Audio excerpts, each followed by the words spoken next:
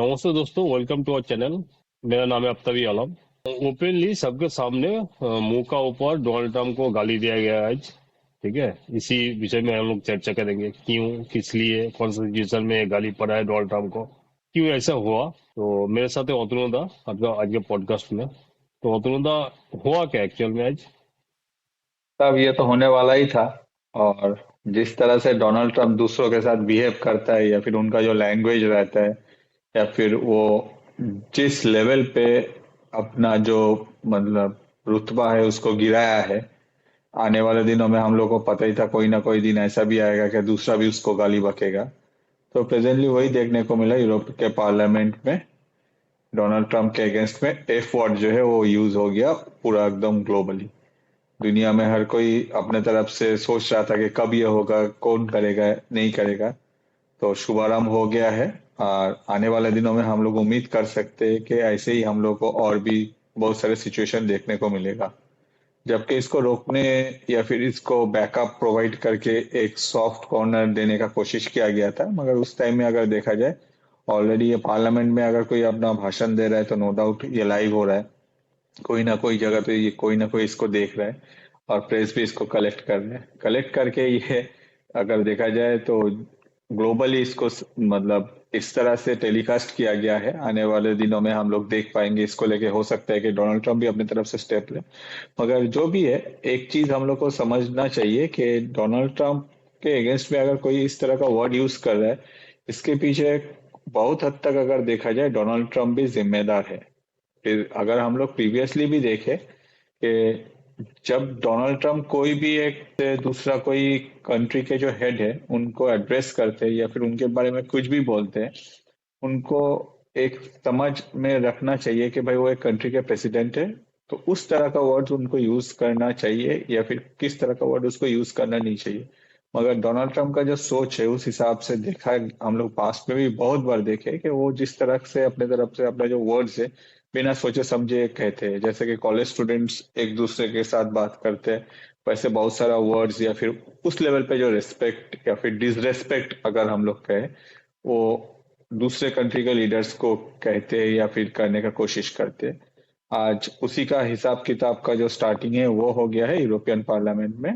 Exactly हुआ यही है। यूरोपियन पार्लियामेंट में ग्रीनलैंड को लेके एक डिस्कशन चल रहा था, जिसमें अगर देखा जाए डेनमार्क का कहना है या फिर डच जो पीपल है उन लोगों का कहना है कि भाई ये जो प्रॉपर्टी है ये सेल के लिए नहीं है। मतलब ग्रीनलैंड में अगर हम लोग प्रेजेंटली देखें तो उन लोग का इंटरनल जो भी इश्यूज है, जैसे हम लोग पहले भी डिस्कस किए हैं, उसके लिए ग्रीनलैंड के पास पार्लियामेंट है। साथ ही साथ ग्रीनलैंड के जो लीडर्स है, वहाँ के प्राइम मिनिस्टर है। ऑन द अदर साइड जो एक्सटर्नल इश्यूज है वो डेनमार्क देखता है, जैसे कि सिक्योरिटी को लेके है या फिर अगर कोई ग्लोबली कुछ देखना है तो वो डेनमार्क देखता है। जबकि ग्रीनलैंड का भी कहना है कि भाई हम लोग इंडिपेंडेंट होंगे या फिर वो लोग ऐसा नहीं है कि डेनमार्क के अंदर रहना है। मगर वो बात एक नेक्स्ट लेवल का है। और अब जब डोनाल्ड ट्रम्प को अचानक से लग रहा है कि भाई मुझे ग्रीनलैंड चाहिए, वो अपनी तरफ से सिक्योरिटी रीजंस को हाईलाइट कर रहे हैं।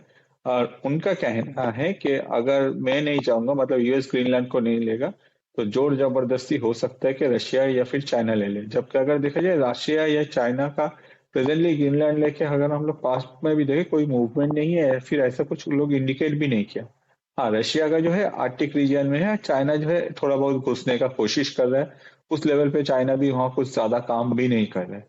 और डोनाल्ड ट्रम्प अपने तरफ से प्रोपोगंडा बना के या फिर ऐसे फ्यूचर में होगा ऐसे दिखा के वो ग्रीनलैंड को कब्जा करने का कोशिश कर रहे हैं। तो इसको लेकर डिस्कशन हो रहा था। जबकि अगर देखा जाए दुनिया भर में ज्यादातर कंट्रीज जो है इसके अगेंस्ट में है। नो डाउट यूरोपियन यूनियन तो बहुत ही नेक्स्ट लेवल पे इसके अगेंस्ट में है। On the other side Denmark भी ये सपोर्ट नहीं करता, मगर वही डोनाल्ड ट्रम्प का है, भाई मेरे पास तो मिलिट्री है, हम लोग कुछ भी कर लेंगे। तो पार्लियामेंट में डिस्कशन चल रहा था और इसी डिस्कशन के बीच में एक एमपी जिनका नाम है डानिश लॉमेकर भाषण दे रहे थे अगेंस्ट डोनाल्ड ट्रम्प का ये जो मूवमेंट है ग्रीनलैंड को लेके।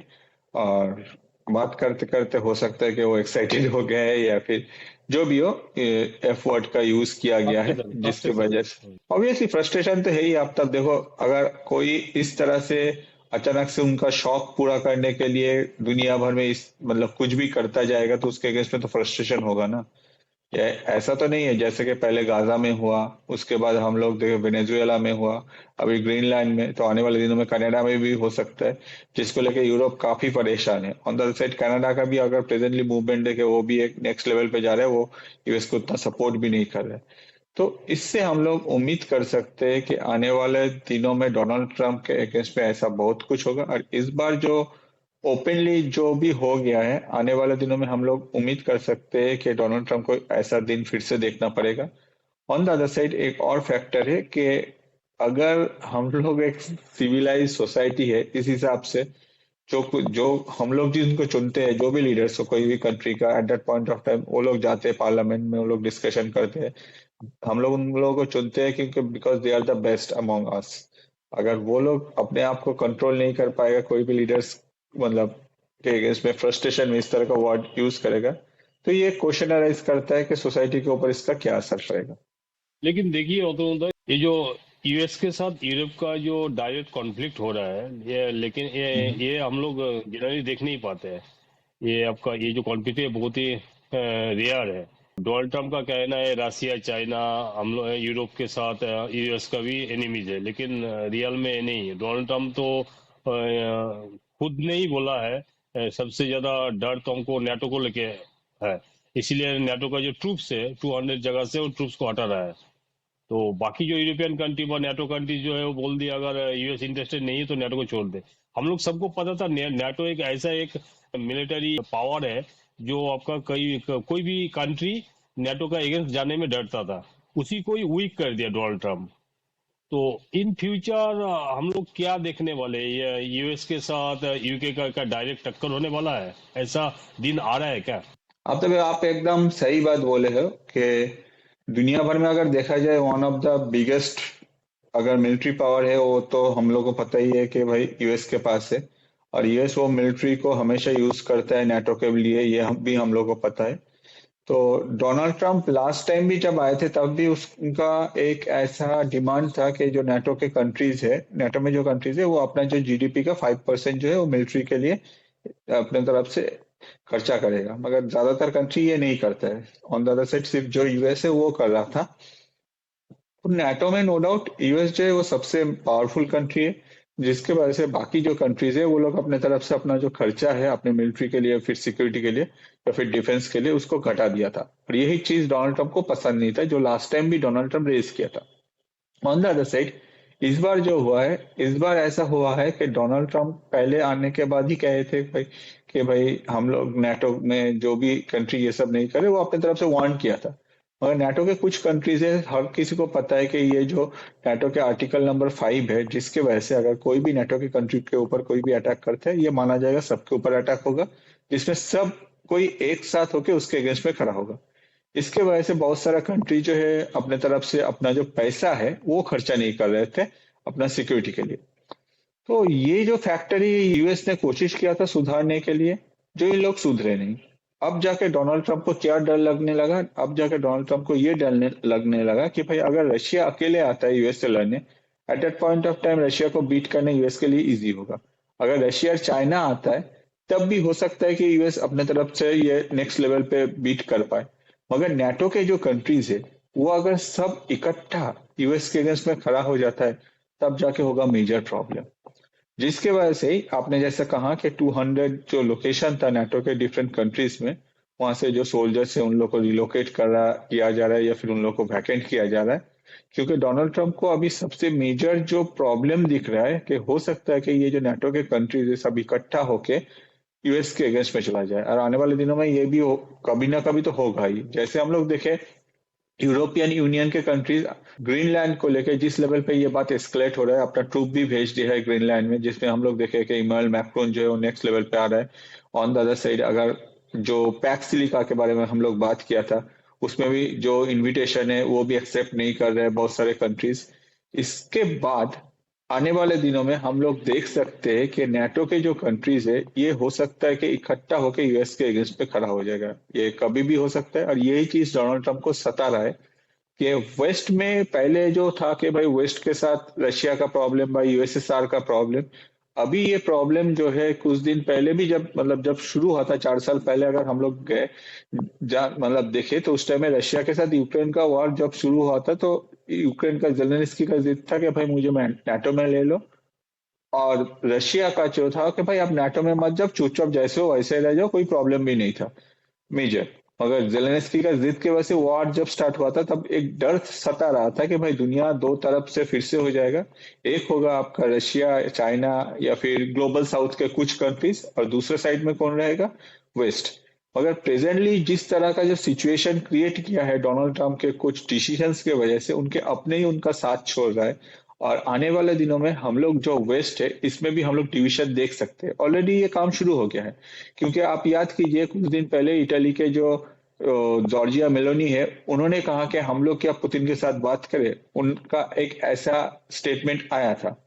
तो वेस्ट के कुछ कंट्रीज या फिर यूरोपियन यूनियन के कुछ कंट्रीज जो है वो एंटी यूएस ऑलरेडी हो गए हैं, और वो लोग चाहते हैं कि भाई उनका जो रिलेशन है, चाहे वो रशिया के साथ हो या फिर ग्लोबल साउथ के साथ हो, वो अपनी तरफ से ग्रो करे। जिसमें अभी हम लोग देखें कि यूरोपियन यूनियन जिसके साथ यूएस का इतना प्रॉब्लम हो रहा है, वो इंडिया के साथ सबसे बिगेस्ट जो डील है अभी, जो mother of all trade deal कहा जा रहा है, वो साइन किया है।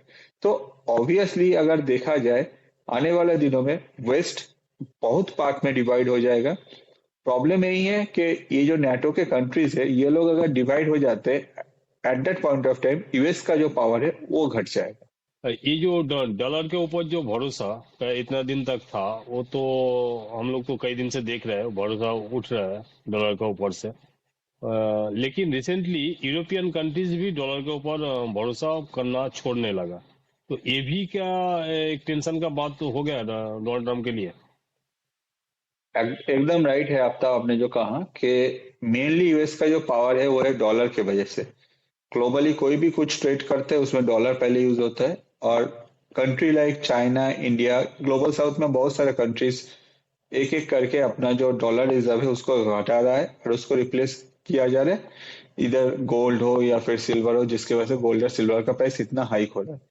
सिर्फ ये जो मूवमेंट है ये हम लोग देख रहे थे इंडिया या फिर ग्लोबल साउथ के कुछ कंट्रीज में। रशिया का भी चलिए स्विफ्ट से बाहर ही है, उसका तो अलग ही स्टोरी है। मगर ये जो मूवमेंट है अभी हम लोग देख रहे हैं कि यूरोपियन कंट्रीज में भी ये शुरू हो गया है। अगर ये होता है तो एक ह्यूज अमाउंट, लगभग 12 ट्रिलियन के आसपास टोटल यूरोपियन जो कंट्रीज है उनके पास डॉलर रिजर्व होने का एक आशंका कहा जा रहा है। अगर हर कोई ये सारा डॉलर बेच के निकल जाता है तब जाके डॉलर का क्या होगा। तो ये जो मूवमेंट है इसमें हम लोग उम्मीद कर सकते हैं कि आने वाले दिनों में डी डॉलराइजेशन जो है उसमें सिर्फ ग्लोबल साउथ के कुछ कंट्री नहीं है, उनके साथ वेस्ट के यूरोपियन कंट्रीज भी आएगा, साथ साथ नाटो के भी कुछ कंट्रीज आएगा। और यही डर यूएस को सबसे मेजर प्रॉब्लम में यूएस को डाल रहा है। इसको लेकर हम लोग एक डिस्कशन ऑलरेडी किए थे, जिसमें आरबीआई के चीफ के साथ यूएस एम्बेसडर मिलने आया था, तो उसमें भी हम लोग इसका डिटेल्स बहुत कुछ प्रोवाइड किए थे। तो दोस्तों, आप लोगों को क्या लग रहा है, यूएस के साथ यूके का जो कॉन्फ्लिक्ट है वो अपकमिंग डेज में ठीक होने वाला है ना, और कॉन्फ्लिक्ट और भी बढ़ सकता है? कमेंट करके बताइएगा आप लोग का राय। और हम लोग का पॉडकास्ट अगर अच्छा लग रहा है तो लाइक शेयर सब्सक्राइब जरूर कीजिए। Thank you. जय हिंद। Thank you. Thank you Aftab, जय हिंद।